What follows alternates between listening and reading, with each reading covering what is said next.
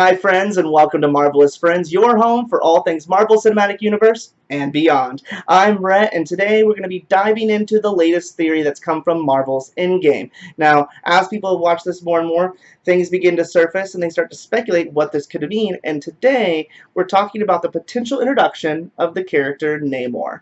Roll that credit.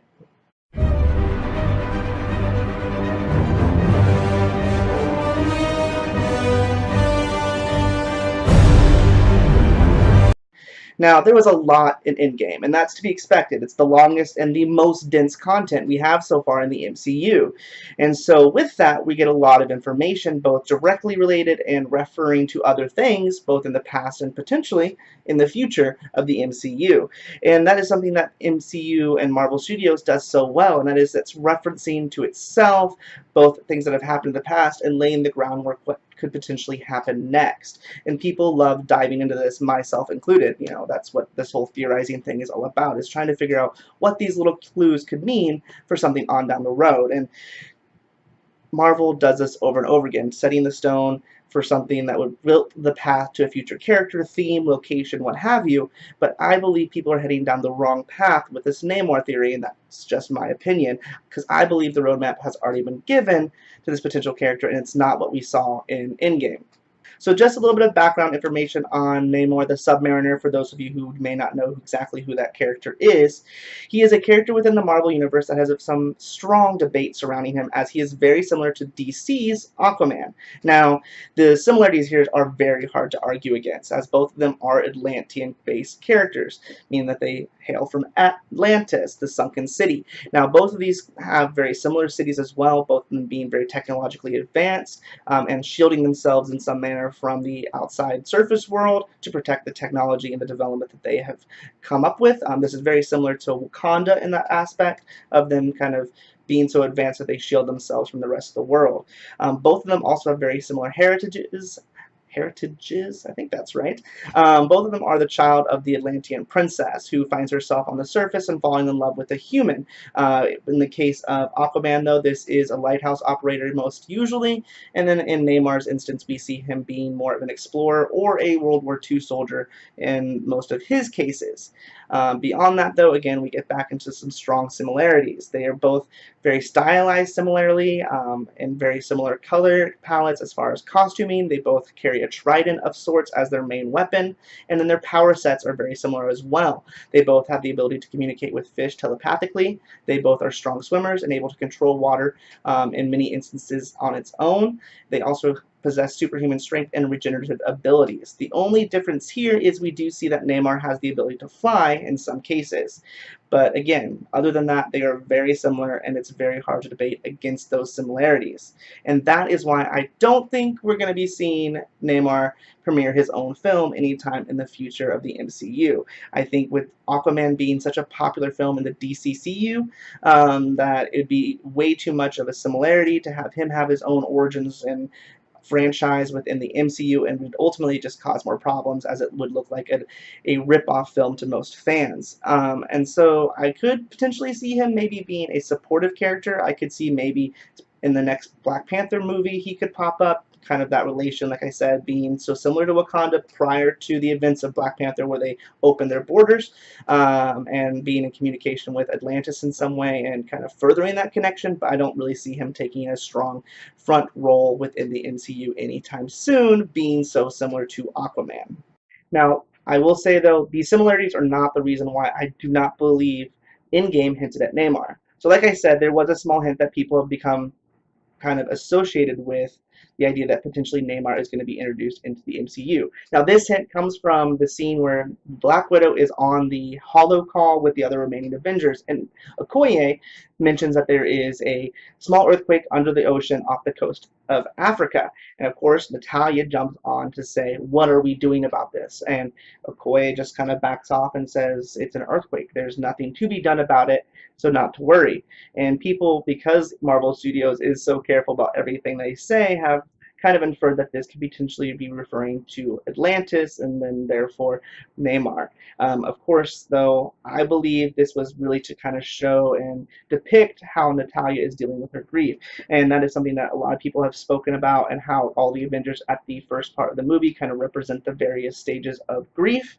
And I believe this was just that. It was showing how obsessed she is with trying to fix the world by throwing herself into her work to try to cope with her grief and what she feels that she is responsible for by failing to defeat Thanos. And this is not a way to introduce Atlantis, because in fact, we already know where Atlantis is, and it is not off the coast of Africa. Now, going all the way back to season 2 of Agents of S.H.I.E.L.D., we follow the then director Coulson as him and his team try to decipher the mysterious symbols left in the minds of those who underwent the Tahiti Project. And spoilers ahead if you want to see it and haven't yet watched it, they learn that the symbols represent a model of a lost city. This lost city predates history and was left by the Kree centuries and millennia ago. Now, the question then becomes not what are these symbols, but where is this city as the plot develops. One of the other agents, Agent Triplet, asks Coulson, the Bermuda Triangle? To which Coulson responds that S.H.I.E.L.D. had figured that mystery out decades ago, and then Triplet follows that up with Atlantis. Now, this really isn't ever confirmed as to what all these other interactions mean, but it has been my belief since that point that the second question, the follow-up by Triplet, was confirming that the information about Atlantis that is within S.H.I.E.L.D. records, knowing Triplet's clearance level before the events of Hydra and all that he would probably have information, and that it's just kind of confirming that the Bermuda Triangle and Atlantis files are the same. Of course, like I said, this isn't all confirmed, but we do learn in that interaction that the hidden city left by the Kree and is the Inhuman Temple is below just the surface of what is now Puerto Rico. Now, this fits in perfectly with what we know about the geography and locations of Atlantis within the Marvel Comics. To talk about the geography of Atlantis, there is going to be a lot of information. I'm going to get through it rather quickly because I don't want this video to become too long, so bear with me. Over the course of the comics, there has been a few different locations of Atlantis, the original being an above-ground continent that was located somewhere between North America and Europe in the Atlantic Ocean, this being quite a bit north of Africa. Now, there was eventually a cataclysm that caused most of this continent to sink underwater as it broke up, creating several different underwater civilizations and land masses, as well as some islands above ground. Now, those, of course, who sank under became the Submariner people and adapted to life underwater, becoming the Atlanteans. Under the rule of Thakor, due to conflict, moved his people to a new settlement in the Arctic near Antarctica. Now, Antarctica was something they had used when the continent was still above ground, where they created a kind of paradise named Pangaea in Antarctica, but that eventually was frozen over the years. Though once Namor was born, him and his family moved off the coast of the Northwest. Now, I do believe that this was near more Alaska, both because at the time they would have been very used to Arctic waters, moved from Atlantis in Antarctica to the Northwest, and also because they mainly helped Americans with the oil industry. Now, eventually they did have to leave and return to the Antarctic, as there was an oil spill that ruined the new settlement. They also then again moved to the West Coast for a time, to a settlement off the coast of San Francisco, but again, they abandoned this and moved back to the Antarctic. Now, throughout this time, they did also eventually leave the Arctic and resettle the original Atlantis and the underwater sea masses from the original breakup of the above-ground continent. And I believe that this would be the truest Atlantis that we would probably be discussing of here, due to the locations we learn about in Agents of S.H.I.E.L.D. Season 2.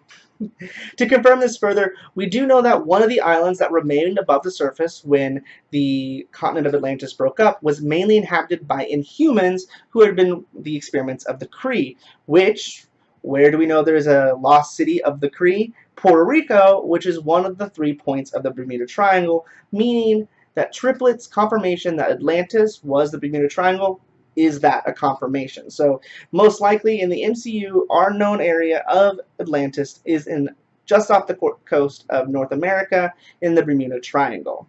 Now, considering all this geographical information and basically confirmation that Atlantis is in the North Atlantic, near the North America, and not anywhere near Africa, I do have to say that it's just an earthquake, as Okoye says, and it's just really, again, to show Natalia's process of dealing with grief and how she is doing that post-snap and nothing else. Now, I think Namor would be a great addition to the Avengers, as we really don't have anyone with his power set in the Avengers. However, we are going to see a new villain introduced in the Spider-Man Far From Home movie that is going to be a water manipulator in Hydro Man, but really and truly, you know, I would like to see the power, but it's just not going to happen, especially considering when you take in the direction of Phase 4, going one step further. A lot of that is going to be dealing with outer space, with the Eternals, with Guardians of the Galaxy, and most likely Captain Marvel 2 returning to space. And then, of course, Doctor Strange is much more of an interdimensional conflict. I think we'll see again with him exploring more of the various realms and dimensions,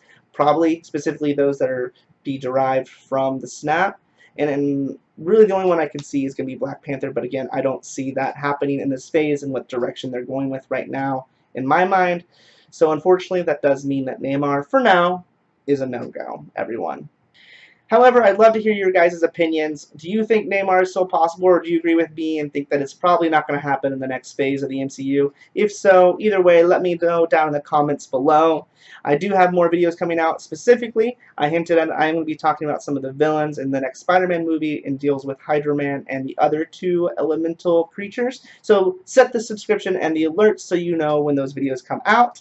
Other than that, guys, I love you 3000. I hope you have a marvelous rest of your day, and I will see you all next time. Bye, friends.